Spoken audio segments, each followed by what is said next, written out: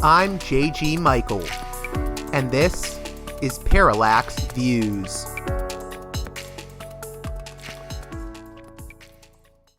Hey there, Parallax Views listeners. As always, if you appreciate the work here I do at Parallax Views, please consider supporting me on Patreon at patreon.com/parallaxviews. $10 and above tier supporters get a producer's credit shout out at the end of each and every edition of Parallax Views.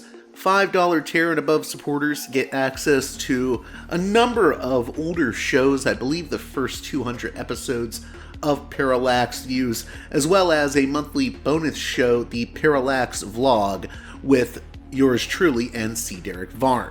So head on over to patreon.com/parallaxviews and consider supporting me there.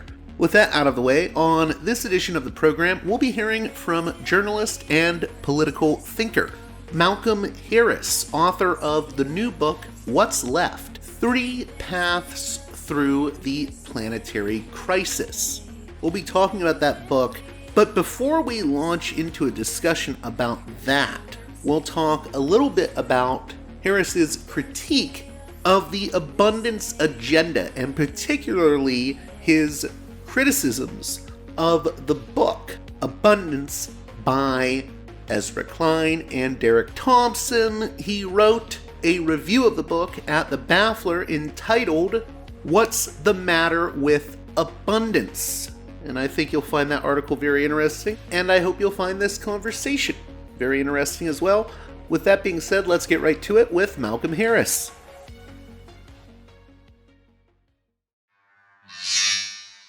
Welcome to Parallax Views, a guest that I'm very, very happy to be speaking with. Malcolm Harris is the author of a new book, What's Left?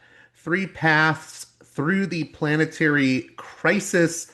And he also wrote a piece in the Baffler magazine back in, I believe, March, entitled, What's the Matter with Abundance? And I've been trying to cover the abundance movement and the critiques of it more lately. Just had Kate Willett on, and I thought I really need to get Malcolm Harris on because his review of the Abundance book by Klein and Thompson is really something. How are you doing? I'm doing well. Thanks for having me, JG. So I want to get into your book, which I sort of see as an answer maybe to the abundance agenda. But maybe first, since I wanted to have you on to talk about this abundance movement and the critique you have of it, what is abundance as described by Ezra Klein and I believe Derek Thompson? Yeah. Thanks for your book, but first let's gossip about Ezra Klein. Let's get that out of the way. I see how it is. I see how it goes in this media environment. So Abundance is both it's a book, capital A, Abundance, co-written by Ezra Klein and Derek Thompson, both of which who have been working around these questions of efficient policy implementation for a couple of years. And what I heard is that they both sort of pitched the book, similar books at the same time. And people told them, oh, you guys should just write this together. And so this is sort of a compilation of their work around the question of policy implementation, particularly with regard to building stuff, housing, decarbonization, infrastructure, pharmaceuticals. There should be more stuff.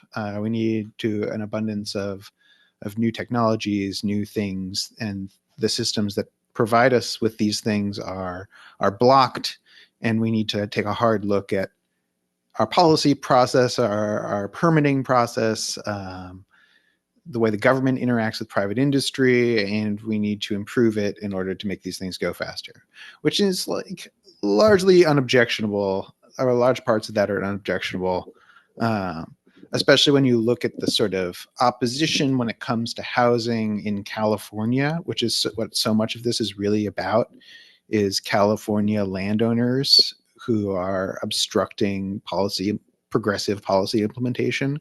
And like, as a historian of California and its landowners, hard to argue that that's a progressive group of people, right? So no argument there on those people. But abundance is also a sort of political agenda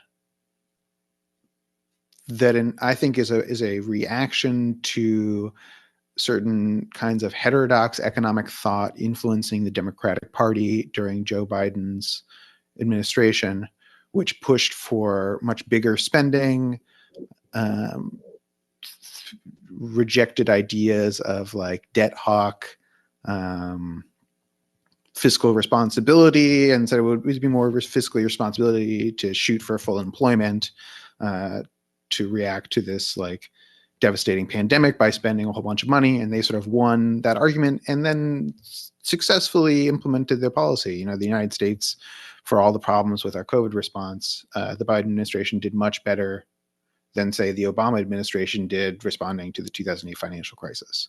And I think that movement scared, and a lot of that thought was funded by big foundations, funded by the Hewlett Foundation, other folks like the Jane Family Foundation. There was some big money behind this sort of heterodox economic thinking, and they successfully changed the bounds of what was considered mainstream within the Democratic Party. And I think the sort of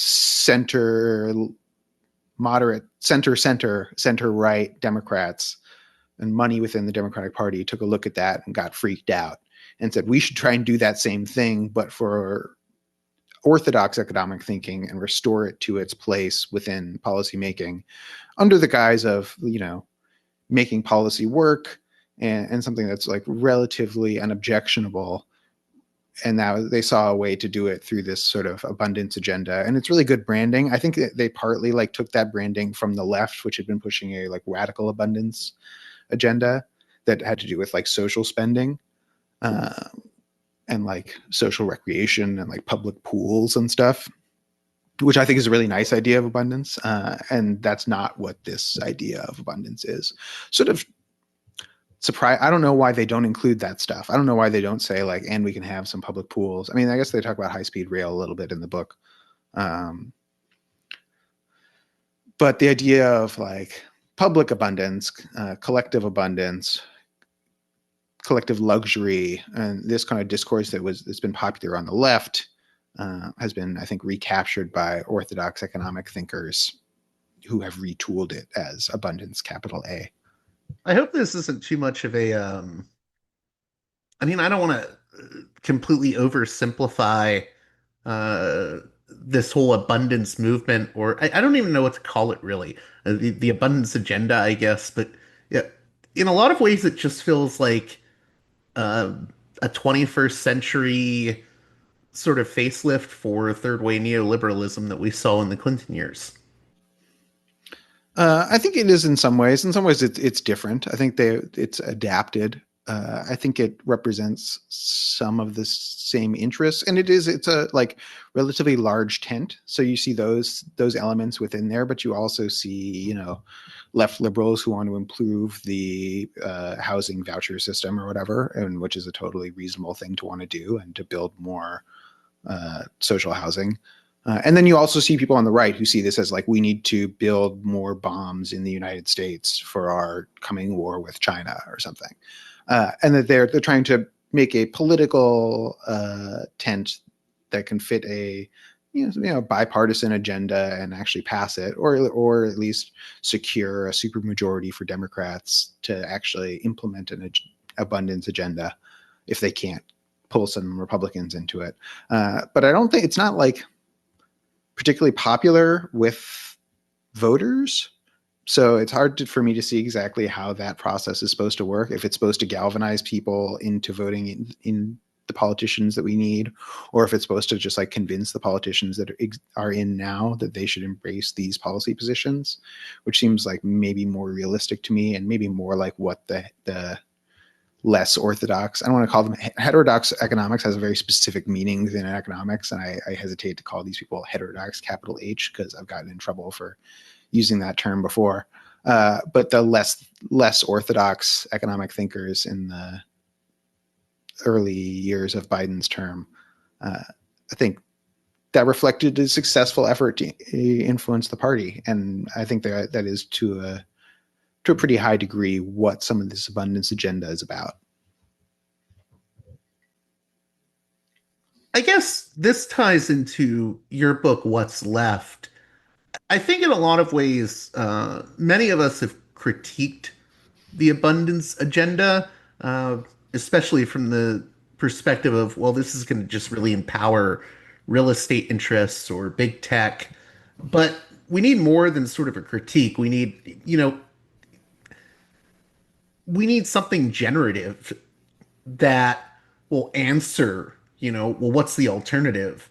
Can you speak to that and how you're trying to deal with that question?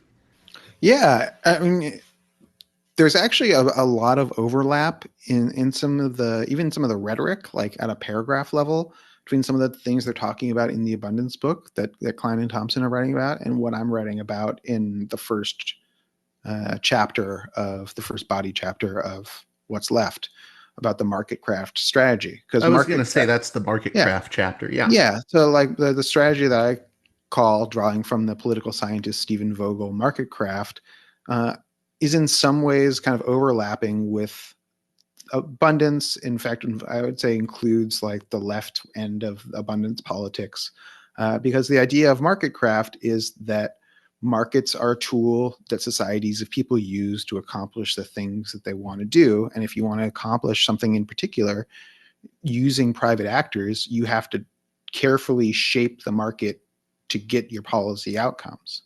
And there's a group of people among abundance thinkers, I think, who are market crafters, who think that way and think in pretty precise detail about how to create the market outcomes that they want using private actors.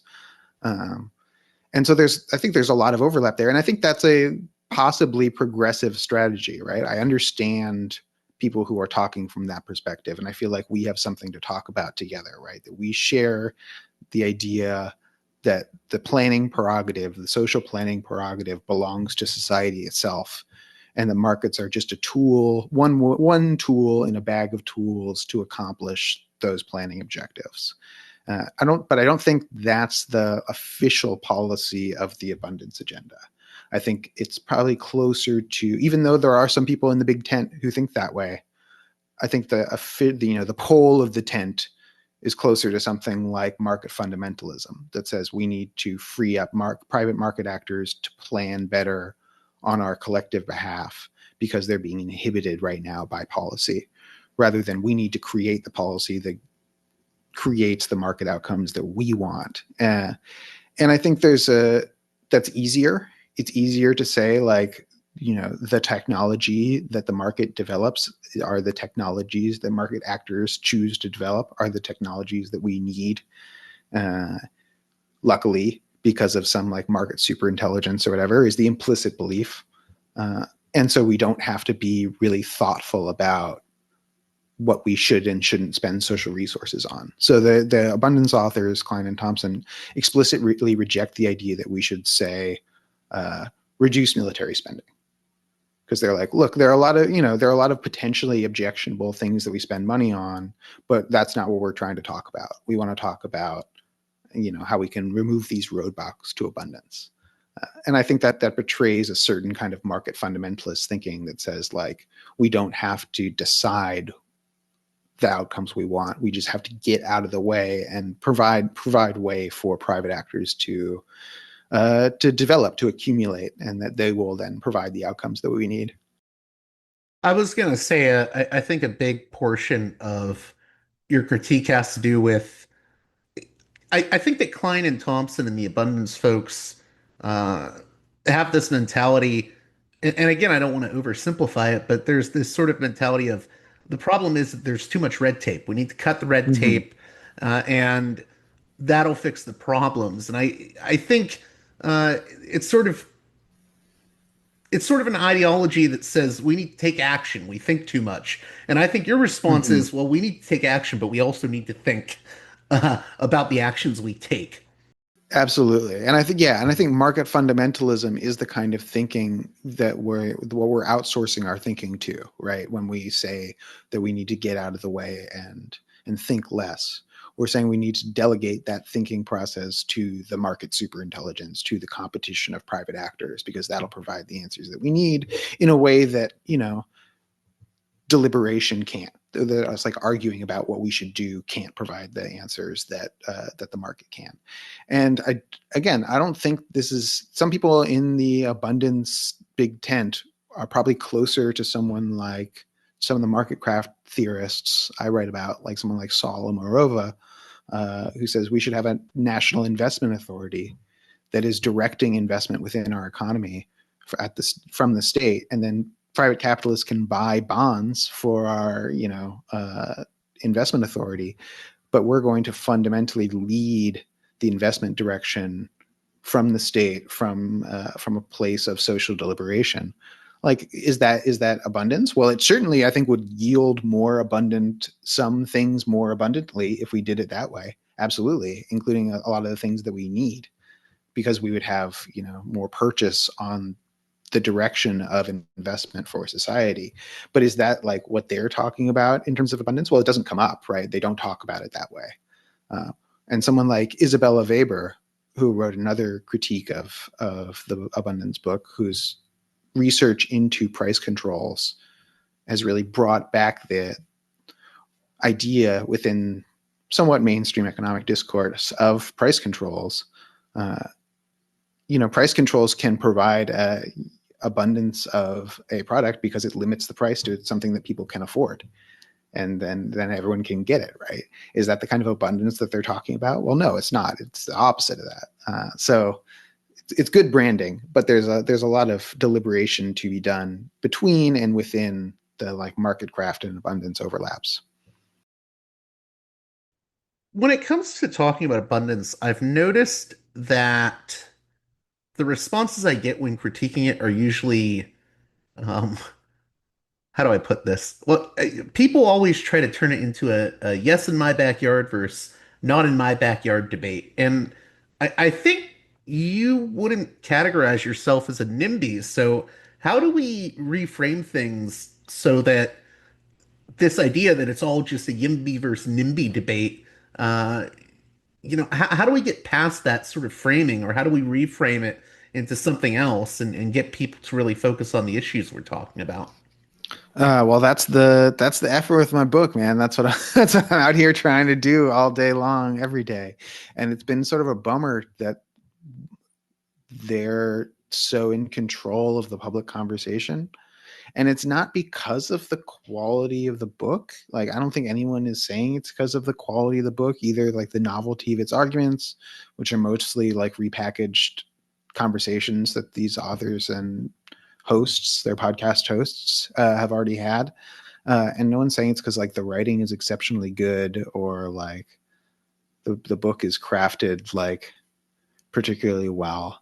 And so the question is like, why is this dominating the discourse right now? And I don't think it's because we're talking about it now, although I don't think that's totally unrelated. I think the left is being sort of like tailist in our thinking right now, where we'd rather talk about what the bad ideas that liberals have instead of the good ideas that we have.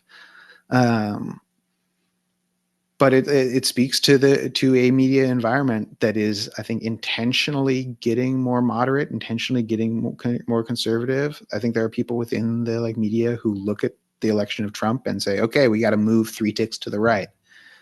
And so this is an example of that kind of thinking, of people getting like more down to earth. They're trying to be more reasonable, which is funny because ostensibly the selling on this book, is like utopian thinking, right? That like abundance is supposed to be utopian, but in practice it represents relative to like social democratic thinking or like heterodox economic thinking, a return to quote unquote reason. And I think there's a whole almost like we can kill the capitalists with kindness type mentality. Yeah, I guess. I don't know. I don't think they're trying to kill capitalists really in abundance. I mean, I think that's some thinking about within marketcraft. Again, that I'm like, Yeah, I within the ended up, progressive sort of market crafters. Yeah. yeah, I ended up more sympathetic to some of that thinking than I started with, which is that they're not, at least on the left end of that thinking, they're not thinking about how to cooperate with capital or whatever. They're thinking about the market tools that plausibly have access to, and how to use them to achieve desirable outcomes. And I don't disagree with them about, or with a bunch of them about what those desirable outcomes are. And uh, you know, some of those policy ideas are pretty good, like price controls on rents, for example, right, are a good idea. And Isabella Weber convincing people that, like, no, we can, as a matter of policy, decide what things should cost people and implement that. And that countries who have done that in moments of crisis have ended up more successful than countries that have chosen not to do that.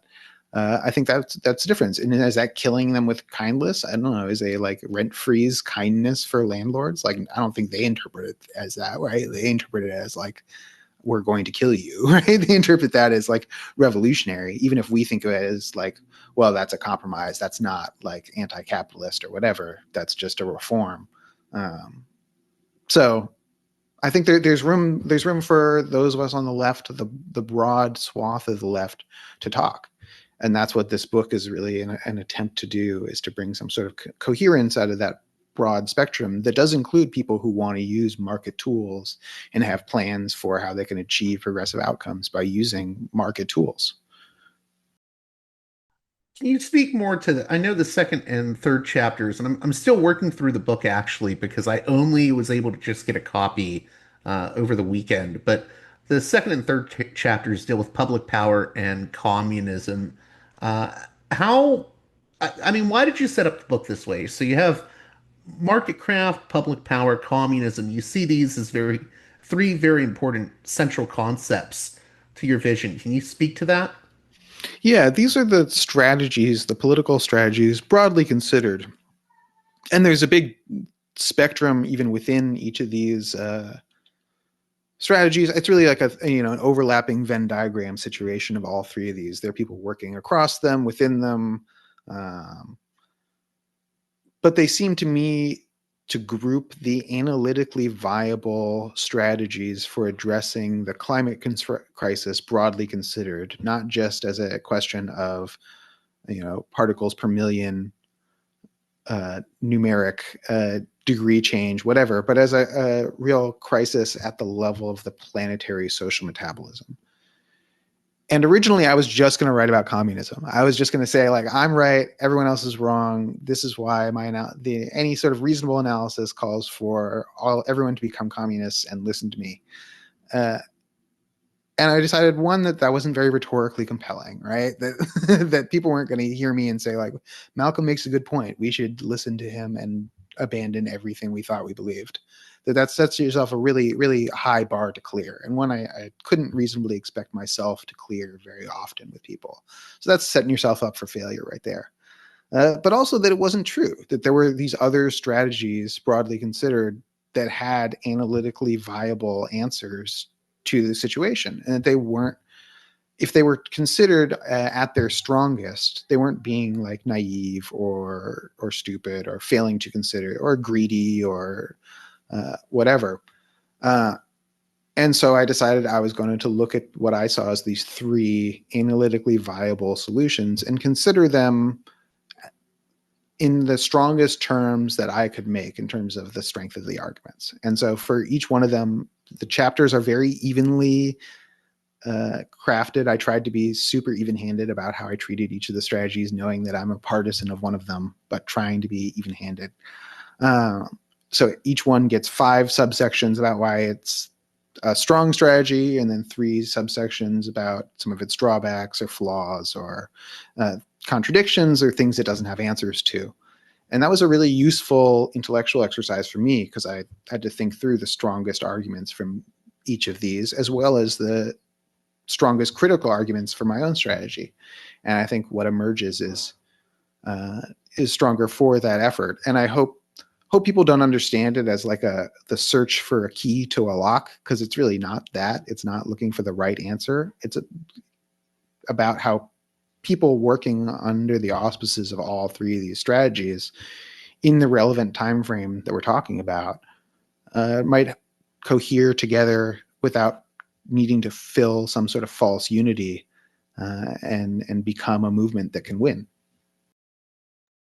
When it comes to these strategies, what do you see as being the most effective strategies right now for combating the sort of planetary crisis that your title of the book talks about? Because, I mean, climate change is a huge issue, and yet, I feel like a lot of people have sort of let it fall by the wayside again in the past few years. I don't hear about it discussed as much. I mean, I think even in a way you could argue that Klein and Thompson kind of push it to the side and say, well, Hmm. if we allow for abundance and growth, the fixes will come through innovation.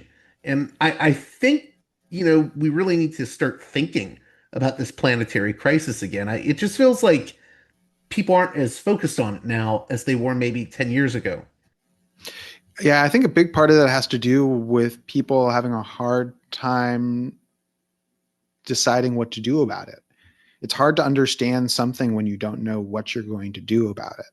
And so I think climate denial has kind of moved from denying that the climate was changing and that people were changing the climate, which I think across the political spectrum, people are willing to admit, even just because it's easier to feel now. Like it's hard to avoid the knowledge of climate change at this point, I think, as a like living, breathing creature on the earth. Uh, but it's shifted to this other kind of denial where we say, well, this is it. This is all we can do. What we're doing now is what we're going to do. There's no way that we can sort of assemble a planned response to global warming. So whatever's going to happen is going to happen. And I guess we'll consider it as one of the considerations in our political system, but it's not, doesn't seem very important as far as people are concerned. So I guess we'll just adapt as we adapt or not. And some people will drown. And that itself is a kind of denial about the seriousness of the moment, seriousness of the crisis, as well as its bounds, right? It's not just like some days are going to be hot.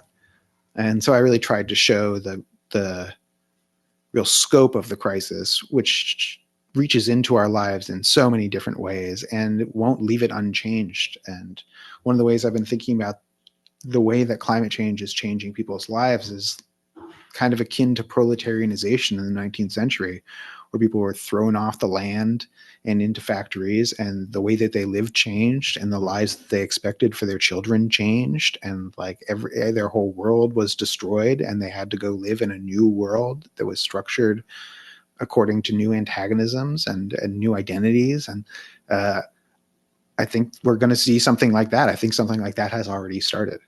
You said earlier something that really interested me which is that a lot of times the left can end up tailing, um, you know, talk about, oh, the liberals' bad ideas, and we don't talk about the good ideas that those on the left have. What are those good ideas then?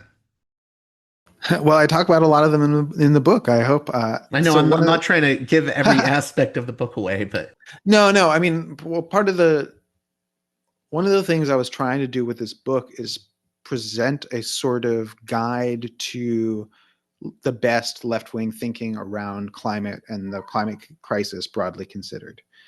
And and I think that fits into these different strategies. There's a whole spectrum of really exciting climate thinking, even within different strategies. It's not just even the communist strategy stuff that I find exciting or interesting, even though I think that's the strategy that I'm aligned with as a partisan.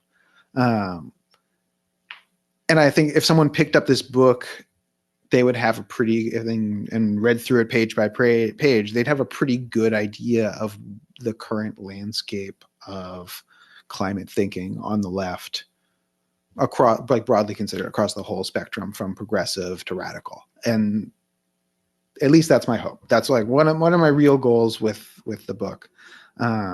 Everything from like this women's agriculturalist organization in West Africa called Nous sommes la solution, which I talk about in the communism selection, to like pump storage hydropower facilities that I talk about in the public power section. People should learn a lot more about that. I was wondering Uh, if you could talk a little bit more about that because I was interested in that when I was going through the book. Pump storage hydro. Yeah, yeah. Yeah. Yeah. So when we talk about energy storage right now, people think about batteries because that's where the investment has been in the United States. But the truth is, globally, energy is stored in terms of time. It's not just about the power, it's power over time. So kilowatt hours, not kilowatts. At over 90% of global grid scale energy storage is in using this technology, pump storage hydro, which is over 100 years old and just involves two reservoirs of water and pumping water between them and letting it fall over a generator to dispense power. And the United States hasn't successfully put online a new facility in decades, which is very troubling because it means we're struggling to implement renewables because renewables require storage, and storage solutions outside of pump storage hydro are just like not that great. And the problem with batteries relative to hydro is that batteries dispense really quickly. So they're relatively good in terms of power storage, which is like the watts. But in terms of over time, batteries run out very quickly, whereas big pools of water, like huge lakes full of water that you're running over giant turbines, can store water for very long times. You can even do it like seasonally and stuff. And China is building a whole ton of these. India is building a whole ton of these. And the United States has found itself really unable to craft its markets and to pull the public power initiative together to build more of these facilities. There are some that are in the pipeline, but it's been struggling. And part of that reason is they're not capitalists within our system who find this super valuable. It's really hard to plan, especially something like a pump storage hydro facility, which is supposed to last for decades, and they do last for decades and maybe even longer. How do you like amortize something that's supposed to last 100 years, and in 100 years you have no idea what the economics of energy storage and price of energy and any of these things are going to be? It's going to be a whole different situation. Like, how do you as a capitalist invest for that or plan for that? You just don't. You just much rather buy batteries who will corrode and be broken down within 10-15 years. And so you can like bind your investment, what you're doing, but it's worse for the planet, it's worse for the grid, it's worse for planning, it's worse for everyone. But that's how our system's set up. Yeah, it's interesting. I'm sort of drawn to that sort of public power strategy because to me, why can't the state step up? Um, if we can do something, then we can do it. You don't have to Exactly. compromise with the market. But I think you said that there may be drawbacks to that too. And I want to get into that because I think part of what you're saying is that there's ways in which these strategies can overlap, or we can use elements of these strategies uh, in concert with each other, almost as like supplements. And I wanted to talk about that a bit more. Yeah, the way I think about them is as puzzle pieces. And puzzle pieces only work together. You can only form a puzzle that's stable because they have all these like inlets and protrusions, and because they're weirdly shaped. If you tried to make a puzzle piece or a puzzle out of square puzzle pieces, it wouldn't hold together. Right? There wouldn't be any puzzle. And I think these strategies are kind of like that. The fact that they have problems and advantages are where they can lock together and where we can find some coherence. And one example around pump storage that I include in the book is about this pump storage facility planned for construction on the Hawaiian island of Kauai. And this is a electricity generation and distribution co-op. And Kauai is one of the most advanced renewable energy sites in the United States. On days when it's sunny, they're 100% renewable power. And as you can imagine, there are a lot of sunny days on the island of Kauai. But for storage, they've been planning a pumped storage hydro facility, which is, I think, a often environmentally wise solution given how long they're built to last. It's the durability that really makes it so environmentally thoughtful, because batteries corrode and you have to replace them, and that takes mining and energy and a lot of stuff. And the plan was to use plantation era irrigation systems to integrate this pump storage facility into the existing water system. and that was going to make it like bigger and cheaper, and it was going to make a lot of sense. And local agriculturalist, fisher people, indigenous people in Kauai said, you don't want to do that. Like, you can't do that. Here are 10 reasons why that's a bad idea. Specifically, the integration of not pump storage, they're all for energy storage, all for renewable energy, but why this irrigation system was a bad idea.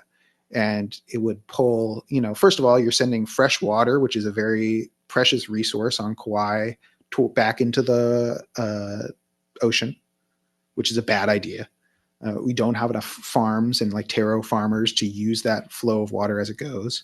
Plus, you're going to drag up legacy pesticides from the plantation era through these ditches and pull them across the land through this water system, and then deposit them into the shore ecosystem and into the water. And you're going to like pollute this whole island because you don't know what you're doing. And we know what you're doing, and you don't know what you're doing, and you don't understand it in the way that I did.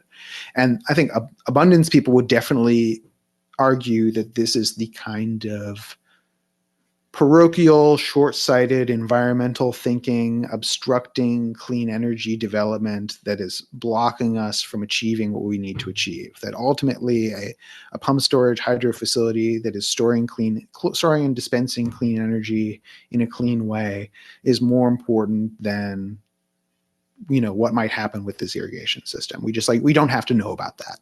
And in fact, taking the time to know about it, and even to like hear these people through these consultations and hearings, which did like delay this project for years, is not worth it. It's not even worth it to know about this. We just have to build, and I think that's wrong. And they ultimately came to a solution.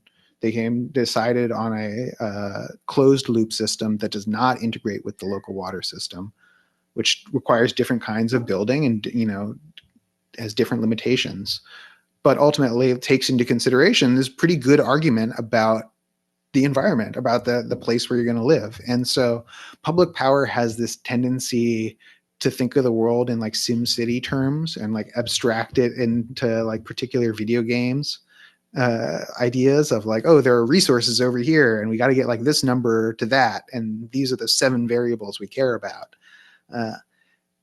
And that doesn't work. Like, that's wrong. Ecologically, it's wrong. And politically, it doesn't work because there are people who are devoted to particular places and particular systems and know about them and will try to stop you, right? If you try to do that, and we'll fight you about it. And that's true about extraction as well as clean energy projects, lithium extraction as well. We've seen battles, copper extraction. And these are, again, things that are crucial to a energy transition as we understand it now.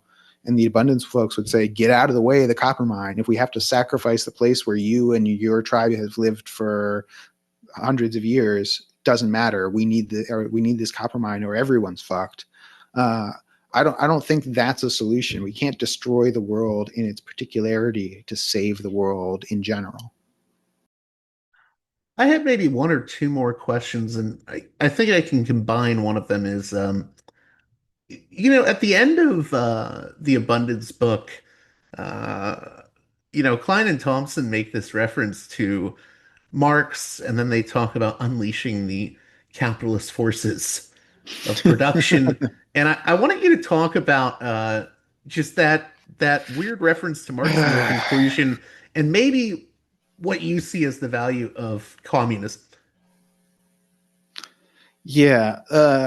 So they sort of take the Marxist idea of unleashing the productive forces, which he saw as restrained from capitalist social relations, constrained by capitalist social relations, that like revolutionary politics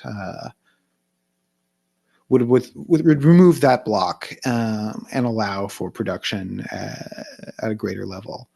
And they apply it to the government regulation, which is, again, obviously not how Marx is. Marx is talking about the profit motive itself, the like constraints, ironies, and contradictions particular to capitalism and capitalist social relations.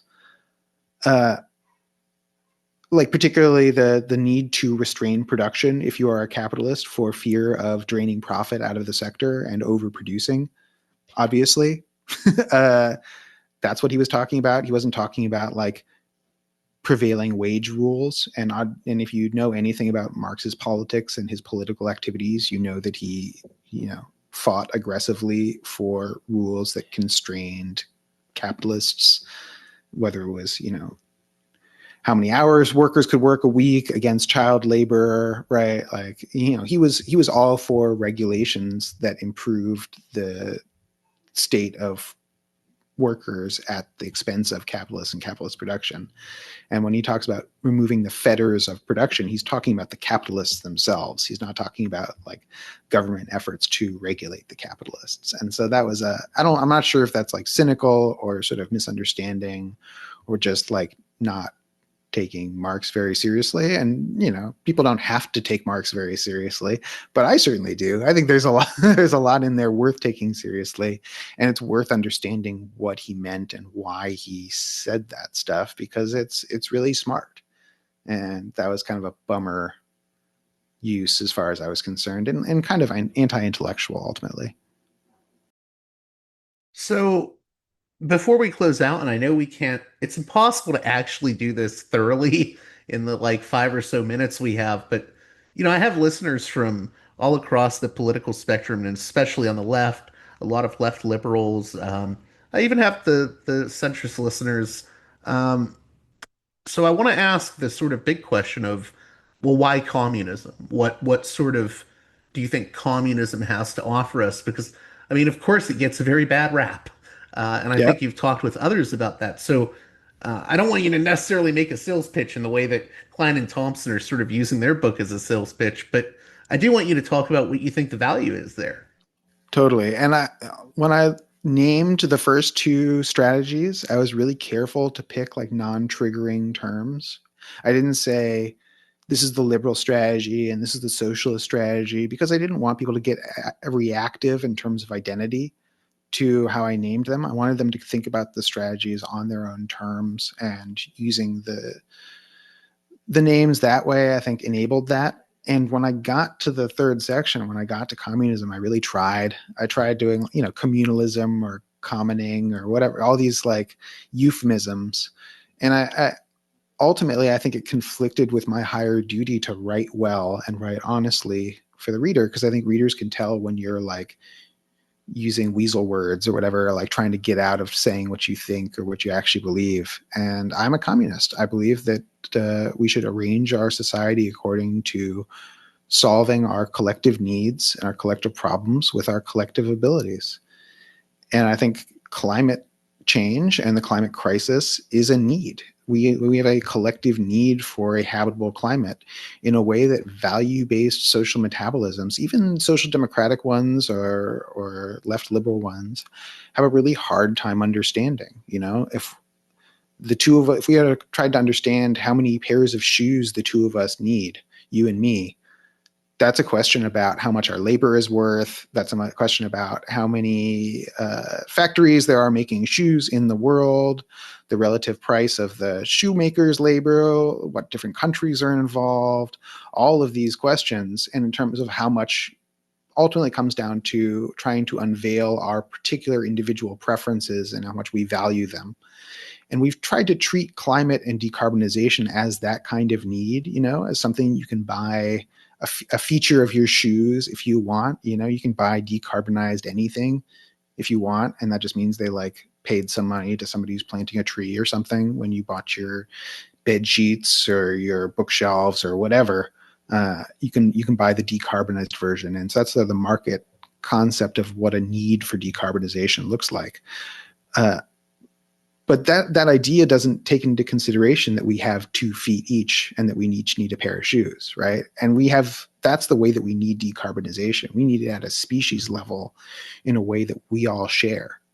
And a communist perspective, a communist understanding of how we can arrange ourselves starts from our collective needs. And we share those collective needs. We share the collective need for decarbonization. And we need to use our collective abilities in order to solve that problem and provide for our collective needs. And then we need to do that before we start considering, our revealed individual preferences within a capitalist system for shoes or whatever. Like, this is an urgent collective need.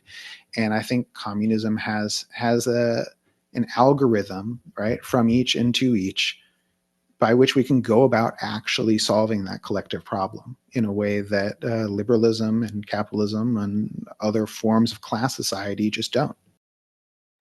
If you have time for one more question, and it's kind of a heady question, but uh, you know, when I was, in my 20s, I I don't think I was attracted to the left initially because I thought, oh, the left is very utopian. It's not pragmatic. But as time went on, I became very interested in the left.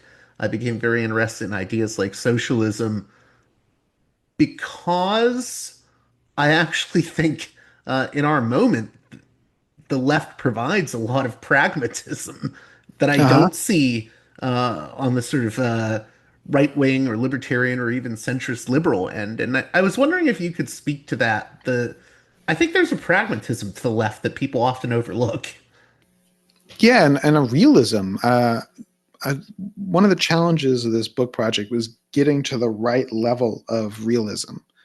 And I quote the late great Mike Davis, who talks about a realism that can be too realistic, that can turn us to stone, like under the Medusa's glare. That if we're too realistic, and it can stop us from acting because it feels like there's nothing we can do. Things are out of control.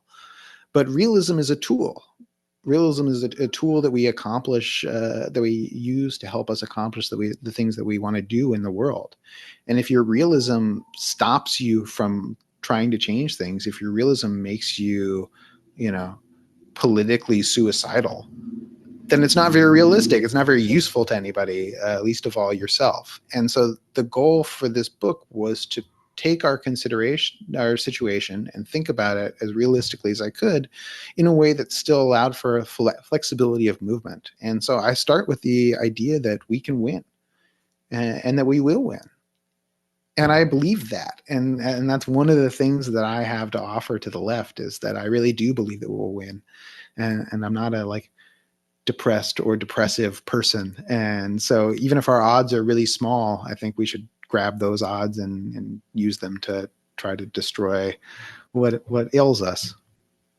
There's one more thing that just crossed my mind, and I just wanted your brief comment on it. I know Greta Thunberg is on the Freedom Flotilla right now, and I thought it was interesting because I know you've talked about this elsewhere.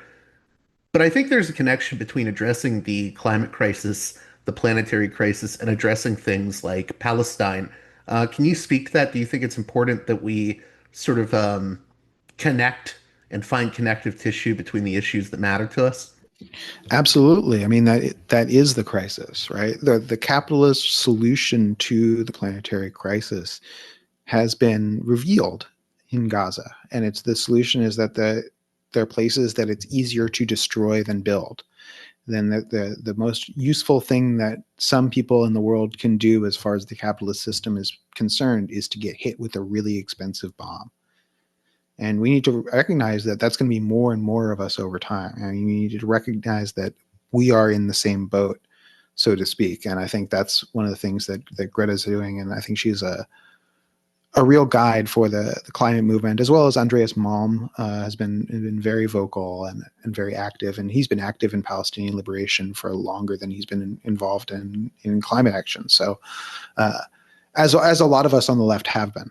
And so this is not new. This is part of what I understand is a total crisis, and Palestine is the future and the present for us all. So it is one and the same. And the best minds and best actors start from the premise that it's one and the same.